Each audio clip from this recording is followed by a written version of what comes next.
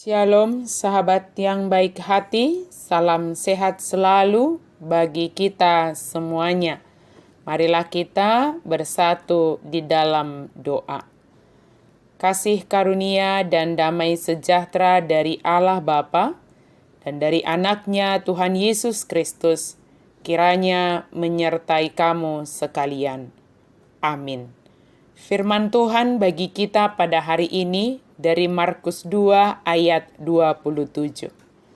Lalu kata Yesus kepada mereka, hari Sabat diadakan untuk manusia, dan bukan manusia untuk hari Sabat.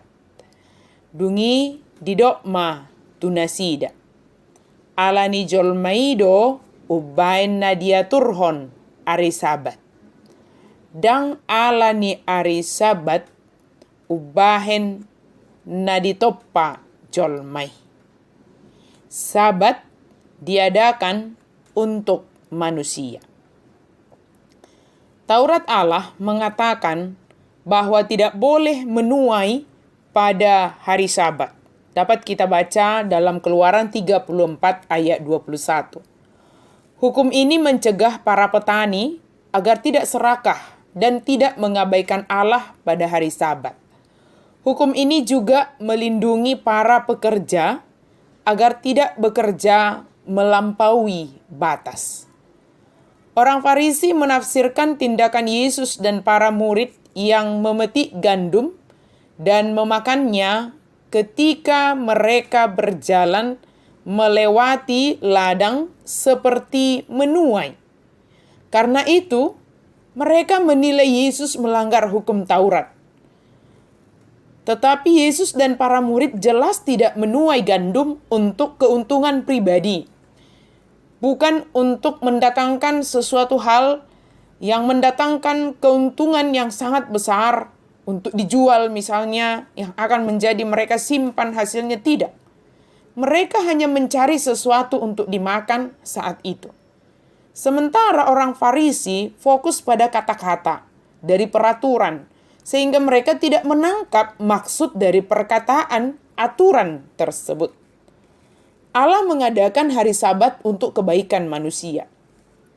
Manusia dipulihkan secara fisik dan spiritual ketika kita mengambil waktu untuk istirahat dan fokus kepada Allah.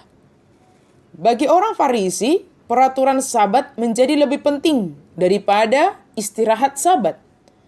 Daud dan Yesus sama-sama memahami bahwa maksud dari hukum Allah adalah untuk menyatakan kasih kepada Allah dan orang lain. Iman Kristen disertai banyak aturan yang dimaksudkan untuk dilaksanakan dengan kasih.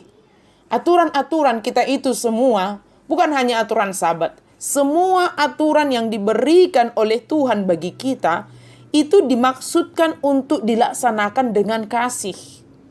Bukan dilaksanakan dengan sesuatu hal yang menjadi kita terbeban, membuat kita menjadi terpaksa, membuat kita tidak menjadi dengan senang hati mengerjakannya. Tapi kerjakan dengan kasih.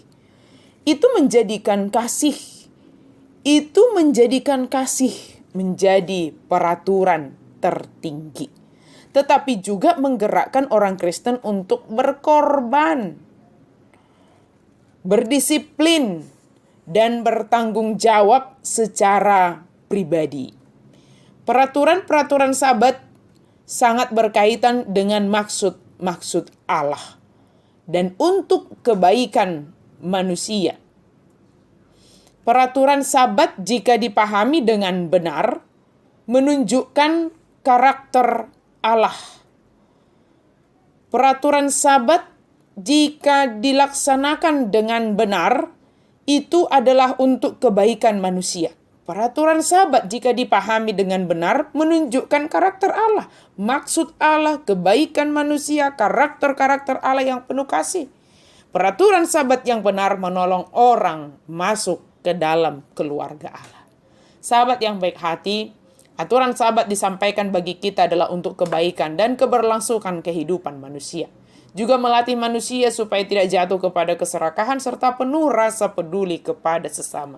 Kiranya kita semakin diberkati Tuhan dengan segala kebijaksanaan dan ketaatan dalam melakukan hukum dan aturan dari firman Tuhan demi kebaikan kita serta wujud kasih kita kepada Allah dan sesama. Amin. Mari kita berdoa. Terima kasih Tuhan untuk firman-Mu.